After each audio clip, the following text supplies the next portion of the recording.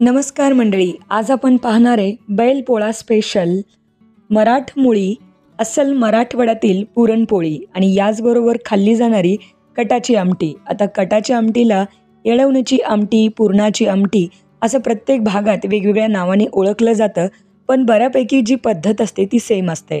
पण मराठवाड्यात अगदी झणझणीत आमटी प्रेफर करतात आणि तुमच्याकडे कशी केली जाते ते कमेंटमध्ये मला नक्की सांगा.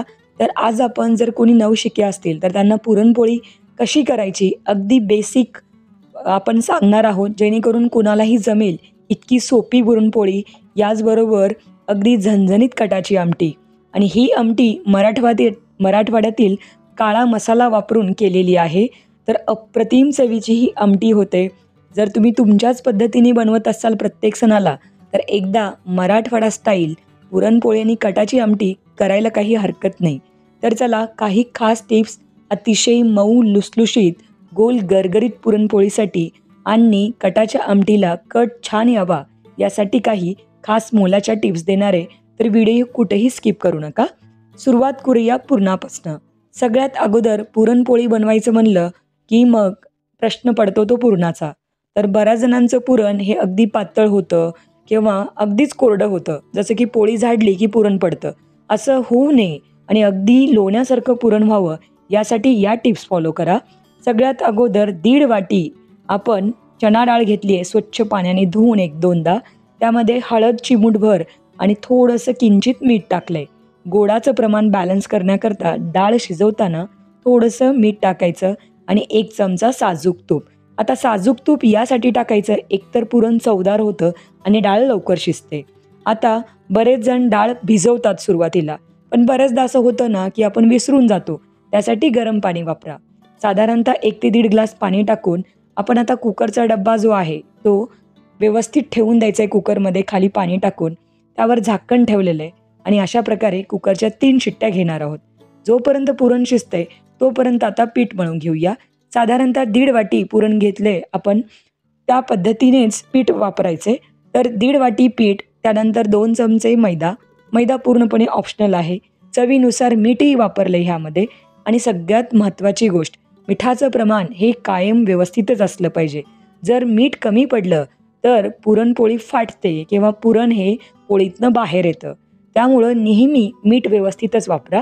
साधारणतः एक अर्धा छोटा चमचा आपण मीठ वापरले. त्यानंतर 2 चमचे कडकडीत तेलाचं किंवा तुपाचं मोहन वापरा. यामुळं पोळी जी आहे ती मऊ लुसलुशीत होते, अगदी ती कुठंही कडक होत नाही. अशा प्रकारे आपल्याला पोळीसाठी पीठ व्यवस्थित मळून घ्यायचं आहे. सुरुवातीला मोहन टाकल्यानंतर पीठ व्यवस्थित हाताने चुरून घ्या. म्हणजे होतं काय, व्यवस्थित मोहन पिठाला लागलं जातं आणि लागल तसं थोडं थोडं पाणी टाका. सुरुवातीला जर तुम्ही पातळ केलं पीठ तर ते मुरल्यानंतर अजून जास्त सैलसर होईल आणि पोळी लाटता येणार नाही. त्यामुळं थोडंसं सुरुवातीला घट्ट ठेवायचं आणि लागल तसं थोडं थोडं पाण्याचा हात लावून आपल्याला पीठ मळून घ्यायचं आहे. ॲक्च्युली ही पारंपरिक पद्धत आहे. हल्ली बरेच जण पीठ पाण्यात ठेवतात, तासभरानंतर ते पीठ काढतात आणि मग मऊ करतात. असं न करता अगदी मराठवाड्यामध्ये कशी पुरणपोळी बनवली जाते ती रेसिपी मी तुमच्यासोबत शेअर केलेली आहे. अशा प्रकारे पाणी आणि थोडंसं तेलाचा हात लावून पीठ मळलं जातं. पूर्ण मऊसर पीठ होईपर्यंत ही प्रोसेस करून घ्यायची. साधारणतः 5 ते 7 मिनटाचा वेळ लागतो असं करायला. पण खरंच या पद्धतीने जर तुम्ही पुरणपोळी केली तर अख्खा दिवस जरी ती पुरणपोळी शिल्लक असेल तुमच्याकडं तरीसुद्धा ती मऊ आणि लुसलुशीत राहील. आता दुसऱ्या बाजूला पीठ ठेवून द्यायचं आणि इकडे एकदा पुरणाला चेक करायचं. तर डाळ पूर्णपणे शिजलेली आहे, मस्त तुम्ही पाहू शकता. जर हातावर घेतलं तर ती स्मॅश होते. आता कट कसा काढायचा तेही सांगते. आज आपण कुकरमध्ये बनवतोय, यासाठी कुकरच्या डब्यामध्ये जे काही पाणी शिल्लक होतं ते काढून घ्यायचं. हे सगळं पाणी डाळ शिजताना आपण जास्त वापरलेलं असतं, त्याचाच तो कट काढायचा. कट काढणे म्हणजे जर तुम्ही डाळ मोकळ्या भांड्यात शिजवत असाल तर डाळ शिजल्यानंतर जे काही पाणी त्यात शिल्लक राहतं ते एखाद्या चाळणीने गाळून घेतात. त्याला येळवणीचं पाणी म्हणतात आणि त्यापासूनच आमटी बनवतात. आज आपण कुकरमध्ये सोप्या पद्धतीने दाखवल्यामुळं पाणी बाजूला काढून ठेवलं आहे. त्याच पाण्याचा वापर करून येळवणीची किंवा कटाची आमटी बनणार आहे. दुसऱ्या साईडला पुरण बनवायचं. जी शिजलेली डाळ आहे ती एखाद्या कढईमध्ये टाका. सुरुवातीला 2-3 मिनटं हलवून घ्या. त्यामध्ये थोडंफार पाणी राहतं. आणि अशा वेळी जर अगदीच तुम्ही गूळ आणि साखर टाकलात तर पुरण जे आहे ते खूप लवकर पातळ होऊ शकतं. त्यामुळं डाळ थोडीशी परतून घ्यायची आणि मग त्यामध्ये आपण इथे वापरलेला आहे गूळ, साधारणतः 1.5 वाटी समप्रमाण घेतलंय. हवं तर तुम्ही 1 वाटी गूळसुद्धा वापरू शकता. गुळाऐवजी साखर वापरली तरी चालेल. आता डाळ छान मऊसर शिजवून घ्या आणि त्यानंतर जसं की पुरणातलं पाणी पूर्णपणे कमी होत आलं की मग 1 चमचा वेलची पूड आणि थोडंसं जायफळ खिसून वापरल्यामुळं छान फ्लेवर येतो. अशा प्रकारे आपल्याला पुरण शिजवून घ्यायचं आहे. आता पुरण अगदी व्यवस्थित शिजवणं हे खूप महत्त्वाचं आहे. जर का तुमचं पुरण पातळ झालं इथं, मग पोळ्या बिघडल्याच असं समजा. त्यामुळं पुरण शिजवताना घाई करू नका. अगदी घट्टसर गोळा होईपर्यंत पुरण शिजवून घ्या आणि मग त्यानंतर आपल्याला एखाद्या पुरण यंत्राचा वापर करून किंवा पुरण गाळणीने या पद्धतीने पुरण गाळून घ्या. अगदी मऊ लुसलुशीत पुरण होतं, तुम्ही पाहू शकता. खूप जास्त जर ड्राय झालं तर मग पुरण हे बाहेर येऊ शकतं. त्यामुळं या पद्धतीनेच पुरण शिजवायचं आणि त्यानंतर जे काही पीठ भिजवून ठेवलेलं आहे आणि ते पीठ व्यवस्थित मुरल्यानंतर पिठाचा गोळा घ्यायचा. जेवढं पीठ तेवढंच पुरण. समप्रमाण असेल तर पोळी अगदी गुबगुबीत आणि मस्तपैकी खाण्यासही छान लागते. बरेच जण पोळी फुटते म्हणून मग पुरण कमी वापरतात. असं अजिबात करायचं नाही. तर या छोट्या छोट्या टिप्स जर तुम्ही लक्षात ठेवल्या तर पुरणाची पोळी तुमची कुठेही फुटणार नाही. अशा प्रकारे आता पिठामध्ये पुरण भरल्यानंतर हळूहळू त्याचा उंडा अगदी तोंड बंद करून या पद्धतीने हातावरच थोडीशी मोठी करून घ्या. असं केल्यामुळं होतं काय, पुरण शेवटपर्यंत जातं.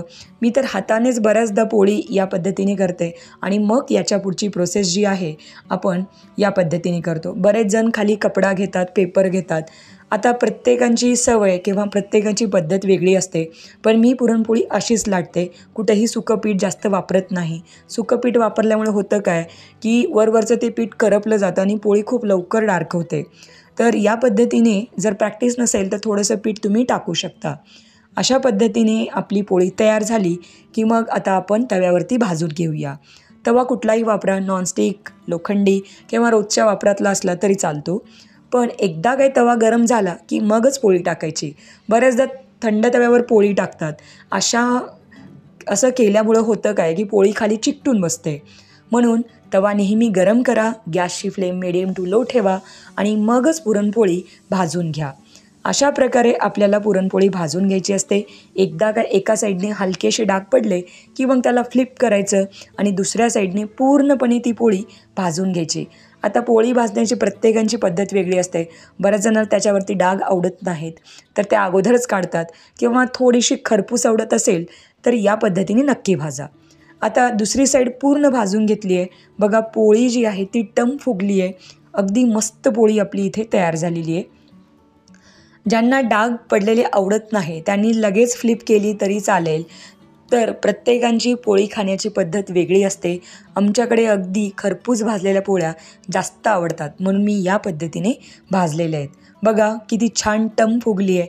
आता आपण पोळी पूर्णपणे खालच्या साईडनी शेकून झाली की मग आपण फ्लिप करून या पद्धतीने पोळी आपण भाजून घ्यायचं आहे आणि पोळी पूर्ण भाजल्यानंतरच त्याला तेल किंवा तूप लावावं. याचं कारण सांगते.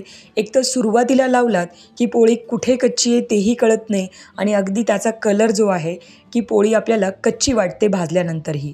म्हणून पोळी पूर्ण भाजली की मग तेल किंवा तूप लावा आणि अशा पद्धतीने पुरणपोळ्या बनवून घ्या. मस्त पुरणपोळ्या अगदी पातळ तयार झालेल्या आहेत आणि साजूक तुपाबरोबर सर्व करा. तर अशा प्रकारे मराठवाड्यामध्ये पारंपरिक पद्धतीच्या पुरणपोळ्या बनवल्या जातात. आता आपण कटाची आमटी कशी बनवायची ते पाहूया. सुरुवातीला मी म्हणल्याप्रमाणे डाळीतलं पाणी काढून ठेवलं होतं. यालाच येळवणीचं पाणी, कटाचं पाणी म्हणतात आणि याच पाण्याचा वापर करून कटाची आमटी बनवतात. आता जर तुमच्याकडे पाणी कमी असेल तर अशा वेळी करायचं काय, प्लेन डाळीमध्ये थोडंसं पाणी टाकून मिक्सरला फिरून घ्यायचं आणि त्याचं पाणी तुम्ही आमटीसाठी वापरू शकता. आता कटाची आमटी करता एक वाटण लागतं. त्यासाठी लसूण, आलं, कांदा आणि जिरं. भाजलेला कांदा आहे बरं का. गॅसवर भाजून त्याची थोडीशी सालं काढून मिक्सरमध्ये एक वाटण तयार करून घेतले आणि दुसऱ्या बाजूला कढईमध्ये तेल गरम करायला ठेवलं आहे. आता आमटी म्हणली की आंबट, गोड, तिखट सगळ्याच चवी येतात. पण आमच्याकडे तिखट आमटी खाल्ली जाते आणि त्यामध्ये आंबटपणा येण्यासाठी टोमॅटो वापरतात. बरेच जण चिंचेचा कोळही वापरतात. बारीक चिरलेली कोथिंबीर टाकून ते वाटण परत ग्राइंड करून घ्या आणि तेलामध्ये थोडासा कढीपत्ता टाकून आपण जे काही वाटण तयार करून घेतलं होतं, यामध्ये जिरंसुद्धा आपण ऑलरेडी टाकलेले आहेत. त्यामुळे फोडणीमध्ये वेगळे असे जिरे आणि मोहरी मी तरी वापरत नाही. जर तुम्ही वापरत असाल तर सर्रास टाकू शकता. यामध्ये आता सुकं खोबरं वापरलेलं आहे, साधारणतः एक 3 ते 4 चमचे.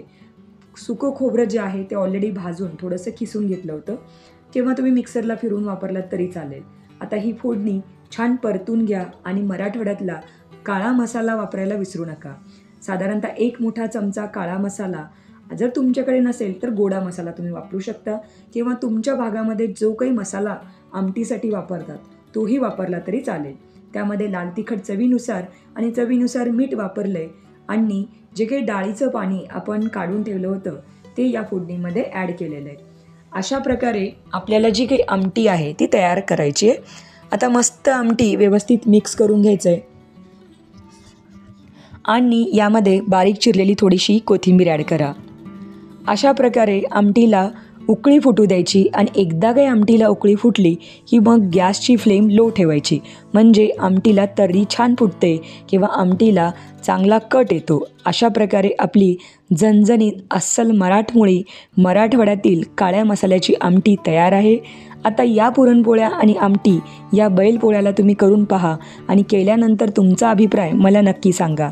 जर तुम्हाला आपल्या रेसिपी आवडत असतील तर जास्तीत जास्त लाईक करत जा, शेअर करत जा, आणि तुम्ही जर आपल्या चॅनलवरती नवीन असाल तर आपल्या चॅनलला सबस्क्राईब नक्की करा.